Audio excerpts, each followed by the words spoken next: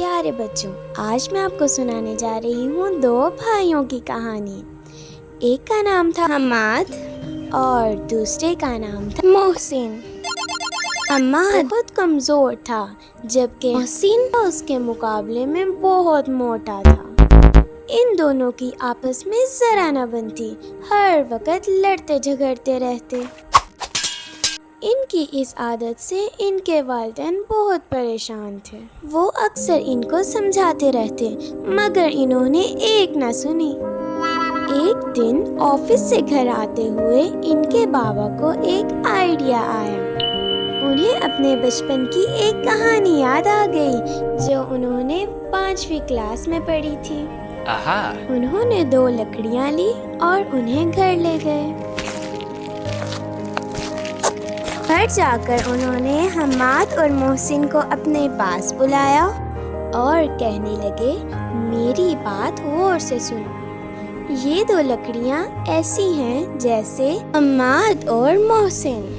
اگر ان لکڑیوں کو ایک ایک کر کے توڑو تو یہ آسانی سے ٹوٹ جائیں گی، اور اگر ان 2 لکڑیوں کو اکٹھا کر دو تو انہیں کوئی توڑ نہیں سکتا کیونکہ یہ بہت مضبوط ہو جائیں گے۔ اسی طرح اگر تم دونوں الگ الگ ہوں گے تو لوگ تمہیں آسانی سے نقصان پہنچائیں گے، مگر اکٹھے ہو جاؤ گے تو مضبوط ہو جاؤ گے۔ اتنے میں حماد بولا، ہاں بابا جان، آپ نے بالکل صحیح کہا، اس میں جو سوکھی اور پتلی ٹہنی ہے وہ تو محسن ہے، کمزور سا۔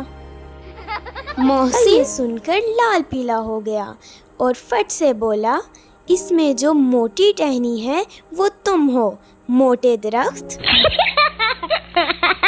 اس طرح یہ دونوں پھر سے لڑنے لگ گئے اور ان کے والد سر پکڑ کر بیٹھ گئے۔ چند دن بعد ان کے بابا کو پھر سے ایک آئیڈیا آیا۔ وہ بازار سے آئس کریم لائے۔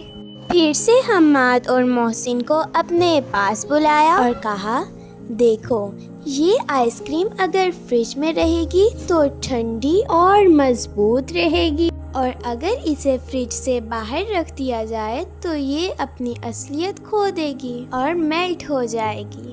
اسی طرح اگر تم ٹھنڈے رہو گے تو پرسکون رہو گے، اور اگر غصے میں آگ بگولا ہوتے رہو گے تو اپنی پہچان کھو دو گے۔ اتنے میں حماد بولا، آئس کریم میلٹ ہو کر پتلی ہو جائے گی نا بابا، محسن کی طرح پتلا اور سوکھا۔ یہ سن کر محسن فوراً بولا، تو لگتا ہے تم تو فریج میں ہی رہتے ہو، جمے ہوئے ہو موٹے۔ دونوں پھر سے لڑنے لگے۔ ان کے والد پریشان ہو گئے۔ اس طرح وہ انہیں کئی مثالیں دے کر ہر روز سمجھاتے رہتے، مگر دونوں نے اپنے والد کی ایک نہ سنی۔ ایک دن ان کے والد کو بہت سپر آئیڈیا آیا۔ حماد اور محسن ہمیشہ کی طرح لڑنے میں مصروف تھے۔ ان کے والد نے ان کی لڑائی روکی۔ ان کے بابا نے انہیں اپنے پاس بلایا اور دونوں کو زوردار تھپڑ رسید کیا۔ اتنا کرنا تھا کہ دونوں بالکل آرام سے بیٹھ گئے۔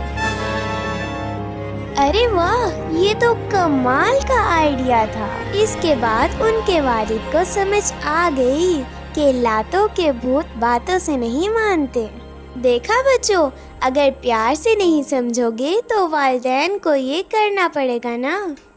اسی لیے اپنے والدین کی بات پیار سے سمجھ لینی چاہیے۔ سمجھ گئے نا بچوں؟